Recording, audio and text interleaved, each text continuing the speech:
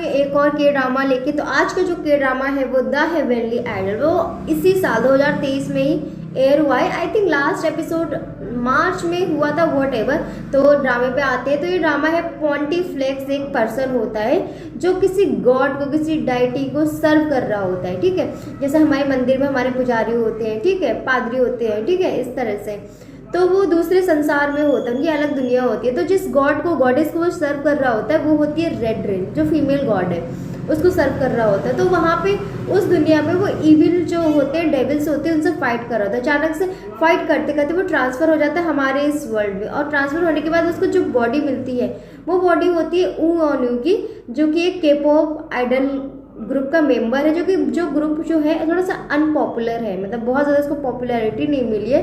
Starting में जब उसने अपना डेब्यूट किया था ग्रुप ने, तब वो पॉपुलर थे, अचानक से फिर उनकी पॉपुलैरिटी फेड हो गई थी। तो इस ग्रुप में आया था, और जो ऊएनयू था इस ग्रुप का जो था, वो पॉन्टिफ्लेक्स की बॉडी में ट्रांसफर हो गया उस वाले वर्ल्ड में। तो पॉन्टिफ्लेक्स यहाँ है और जो ऊएनयू है रियल वाला है वो वहाँ है। अब यहाँ आने के बाद बहुत सारी डिफिकल्टीज चेंज कर दी, क्योंकि पूरा वर्ल्ड एकदम से डिफरेंट है, टोटली अलग है। और जो मेंबर की बॉडी में वो आया वो है के पॉप आइडल है। तो उसको यहाँ पे ना डांस करना आता है, ना सिंगिंग करना आता है, कुछ उसको समझ नहीं आ रहा था क्या करे। तो और जस्ट इमीडिएटली उसके अराइवल के बाद उनकी लाइव परफॉर्मेंस होती है एक जगह। जब लाइव परफॉर्मेंस होती है तो वो डांस नहीं कर पाता है, वो बहुत ज़्यादा डिजास्टर हो जाती है, क्योंकि वो चुपचाप खड़ा होता है, सबको बोल देते चिल्ला के मुझे डांस करना नहीं आता। तो वहाँ से वो न्यूज़ में आने लगते हैं, लोग उनको बुरा बुरा बोलते कि ये ग्रुप अभी भी क्यों है, क्यों परफॉर्म कर रहा है, किसी को नहीं पता चलता, तो लोग बोलते हैं। लेकिन इसी तरह से, लेकिन उसकी जो बातें होती है, जो उसका करिश्मा है, जो उसके डिवाइन पावर्स, उसको धीरे धीरे पॉपुलर बनाने लगता है। और इस तरह से उनका जो ग्रुप भी है वो धीरे धीरे पॉपुलैरिटी की तरह जा रहा है, क्योंकि वो पॉन्टिफ्लेक्स है तो उसकी पावर्स उसके पास है। मतलब वो किसी को भी हील कर सकते हैं, दर्द है, तकलीफ है, हाथ टूट गया है, कुछ भी है, तो उनकी दिक्कतों को वो हील कर सकता है। तो ये उसके डिवाइन पावर्स थे। कई बार ऐसा हुआ, कुछ लोगों से बातें कर रहे हैं, किसी को उसने टच किया, तो टच करते करते इसने उनको हील कर दिया। तो बहुत जगह रूमर्स, मतलब रूमर्स नहीं, रियली थे, बातें फैल गई कि ये जो है ऊएनयू थोड़ा सा हीलर है, ये सबको हील कर देता है। जब भी हम इससे बात करते हैं, किसी को बात करते करते उसकी दिक्कत धीमी हो गई, बच्चे को उससे टच किया, उस बच्चे का जो टूटा हुआ हाथ था, प्लास्टर वगैरह था, वो पूरा हाथ उसका ठीक हो गया, प्लास्टर में वो हिला सकते थे, उसका प्लास्टर रिमूव कर दिया गया। मतलब बहुत सारे ऐसे इंसिडेंट्स होती थी और पॉपुलर हुआ। फिर इसकी पॉपुलैरिटी इतनी थी, एक रियलिटी शो हो रहा था, उन रियलिटी शो वालों ने इनको बुलाया, तो फिर इस रियलिटी शो में गया, बहुत सारी चीज़ें करी गई। फिर इस तरह इसका जो होता है, इसका सामना होता है कुछ लोगों से, ठीक है, जो क्या होते हैं, गोब्लिन्स होते हैं। वो गोब्लिन्स कैसे बनते हैं, जैसे उस वर्ल्ड में ये रेड रेन को सर्व कर रहा होता है अपनी गॉडेस को, इस वर्ल्ड में भी रेड रेन का एक मंदिर होता है, ठीक है, जहाँ पे लोग मतलब होते हैं, उनके बिलीवर्स होते हैं, ठीक है।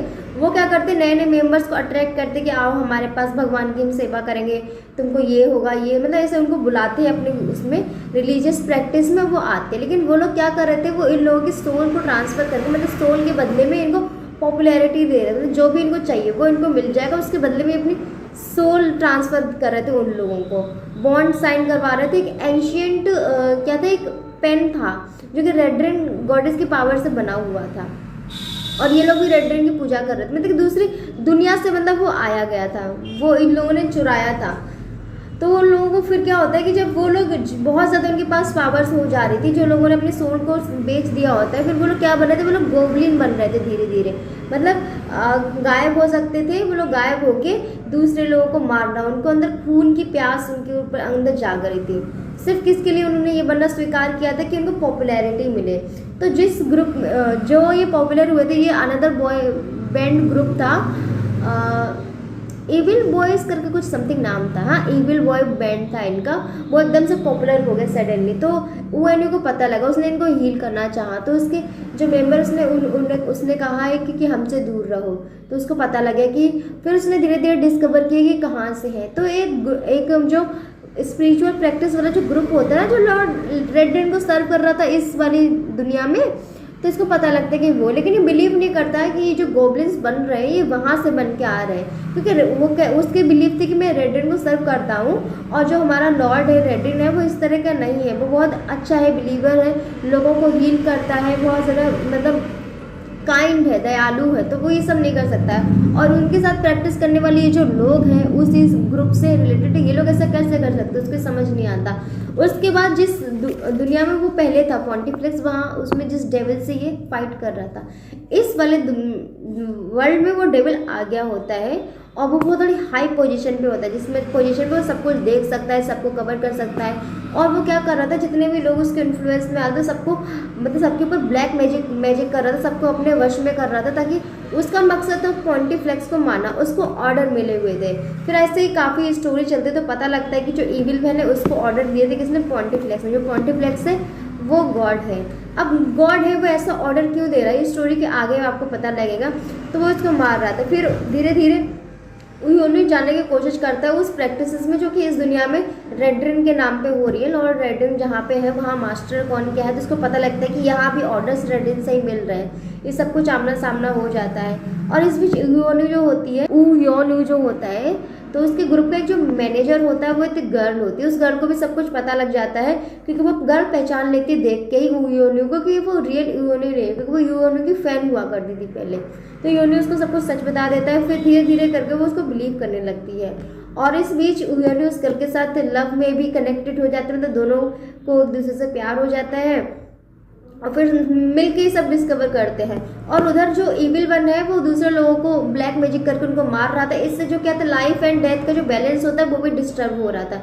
तो जो आफ्टर लाइफ के जो लोग हैं उन्होंने एक ग्रिम रीपर को यहाँ पे भेजा हुआ होता है कि देखने के लिए, सॉर्ट आउट करने के लिए जो गॉब्लिन वाली सिचुएशन है और जो भी इविल वन वाली ब्लैक मैजिक वाली सिचुएशन है, कैसे लोग मर रहे हैं वो। तो यहाँ पे यूनु और ये जो ग्रिम रीपर और वो जो लड़की जो मैनेजर है, वो ये तीनों मिलके जाते हैं वहाँ पे सब कुछ सही करने कि कैसे क्या होता है। फिर अचानक से फाइट करते करते यूनु क्या होता है, ट्रांसफर हो जाता है अपने वापस की दुनिया में। वहाँ जब वो जाता है तो उसको पता लगता है उसकी पूरी दुनिया जल चुकी है, नष्ट हो चुकी है, लोग भाग रहे कहीं और बच गए। उसको समझ नहीं आता कि जो फेक वाला यूनु यहाँ पे आया था, मतलब पॉन्टिफ्लेक्स बन के जो आया था, उसने ऐसा क्या किया जो यहाँ पे हो रहा है। फिर वो अपने गॉड को बुलाता है, रेड्रिन वहाँ पे आती है। फिर रेड्रिन उसको पहले प्यार से कहती है, तुम्हारे अंदर जो ताकतें हैं, जो मैंने तुम्हें डिवाइन पावर्स दी है, मैंने ये बेसिकली तुम्हें पैदा किया है, अपना सोल का थोड़ा सा टुकड़ा तुम्हें दी, वो मुझे वापस दे दो। तो रेड्रिन उसको सजेस्ट करती है कि वो मर जाए, पॉन्टिफ्लेक्स मर जाए, अपनी पावर्स रेड्रिन को दे दे।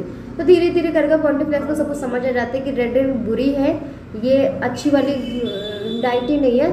तो फिर वो क्या करता है, मरता नहीं है, जो उसका स्टैचू होता है कहाँ कहाँ पावर से थोड़ा सा दिमाग लगता है, पूरा स्टैचू जो भी होता है उसको नष्ट कर देता है, वहाँ पावर होती है। फिर वो जो रेडियन होता है वीक हो जाती है। फिर वो भाग के इस दुनिया में आ जाती है, मतलब वो दुनिया छोड़ के इस दुनिया में आ जाती है। इस दुनिया में कहाँ पे, जहाँ पे उसकी रेडियन की प्रैक्टिस चल रही होती है, जो स्पिरिचुअल प्रैक्टिस चल रही होती है, जो ग्रुप इस दुनिया में कर रहा था, वो वहाँ आ जाती है मास्टर के पास। फिर उससे कहती है कि गोब्लिन्स बहुत सारे बनाओ, सबको अपने वश में कर लो, गोब्लिन्स बनाओ, मुझे सबकी पावर चाहिए, मुझे सबकी सोल चाहिए। ये सब करने के लिए यहाँ आ जाती है। फिर जो मैनेजर होती है ग्रुप की, वो ग्रिम रीपर के साथ पास्ट लाइफ वाले गॉड के पास जाती है कि हम मुझे जाने की परमिशन दो उस लाइफ में जहाँ पे पॉन्टिफ्लेक्स गया है। तो वो वहाँ पे उसको एक जाने देती है। तो फिर वहाँ जाके वो पॉन्टिफ्लेक्स को लेके वापस इस दुनिया में आ जाता है। सब लोग इस दुनिया में आगे होते हैं। फिर ये सब मिलके वहाँ पे जाते हैं जहाँ पे प्रैक्टिस हो रही होती है रेड्रिन के लिए, और वहाँ पे ये रेड्रिन से मिलता है।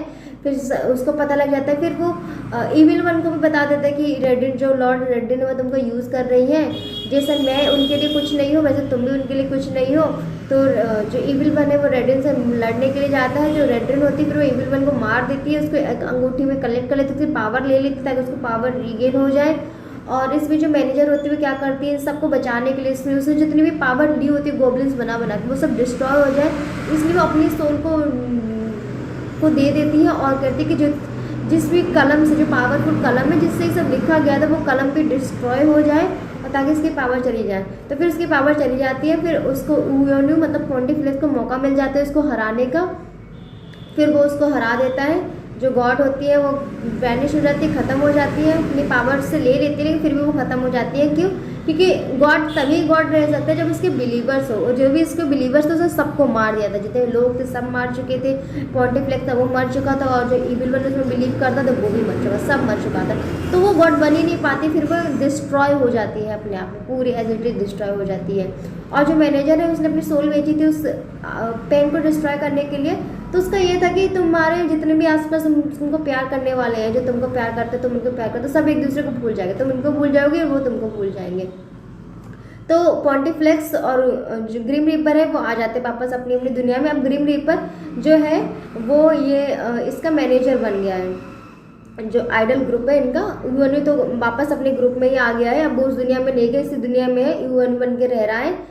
और जो रियल यूएनयू था यहाँ पे पहले था, वो रियल यूएनयू नहीं था, वो एक पर्सन था जो उस दुनिया से रेडर ने यहाँ पे भेजा था, ताकि जो पॉन्टिफ्लेक्स उसकी ऑल्टर इमेज करके, ताकि वो यहाँ पे आए ऐसी ऐसी हरकतें करे कि लोग उसको मतलब पसंद ना करके, जब उसको लोग पसंद नहीं करेंगे तो उसकी पावर्स है वो कम हो जाएगी, उसके बिलीवर्स कम हो रहे हैं, तो इसलिए उसने ऑल्टर ईगो बना के यहाँ पे भेजा था। तो वो भी खत्म हो चुका है, तो कोई भी यूएनयू नहीं है, जो भी है पॉन्टिफ्लेक्स है। पॉन्टिफ्लेक्स अब यहाँ पे यूएनयू बन के रह रहा है, के पॉप आइडल का ग्रुप है, और ये इनका ग्रुप बहुत पॉपुलर हो गया है, इन्हें बहुत बड़ा अवार्ड जीता है, जितना भी जो सबसे बड़ा अवार्ड होता है वो जीता, इनके सॉन्ग्स टॉप चार्ट पे हैं, ये सब हो रहा है यहाँ पर। और रेड रन वगैरह वो भी सब खत्म हो गया। फिर इसकी जो मैनेजर है वो कहीं और है, तो कुछ टाइम बाद वो उसके इंटरेक्शन में आते हैं, फिर वो किसी वजह से उसको टच करता है, मतलब वो बीमार होती है तो उसको टच करता है, उसके पास कुछ देख लेता है हाथ में जो उसने कॉन्टेक्ट में उसको बहुत पहले दिया होता है, तो वो उसको याद आता है कि देखा देखा सा ये मेरा है। फिर धीरे ऐसे करके एक दूसरे से बात करके इन दोनों को रिकॉल हो जाती है, इनकी मेमोरीज, इनको पता लग जाता है कि एक दूसरे को जानते हैं, ये लवर्स हैं, तो वापस में एक दोनों एक साइड हो जाते हैं और यहाँ पे स्टोरी खत्म हो जाती है। मोस्ट ऑफ द टाइम ये बस वही सब अंदर घुसा हुआ है, के पॉप वाला और इविल वन से फाइट वाला, ये सब है। और रेटिंग की बात करें तो कॉमेडी भी है, सब कुछ है, अच्छा है। मैं 8 रेटिंग दूंगी इसको, 8 आउट ऑफ 10।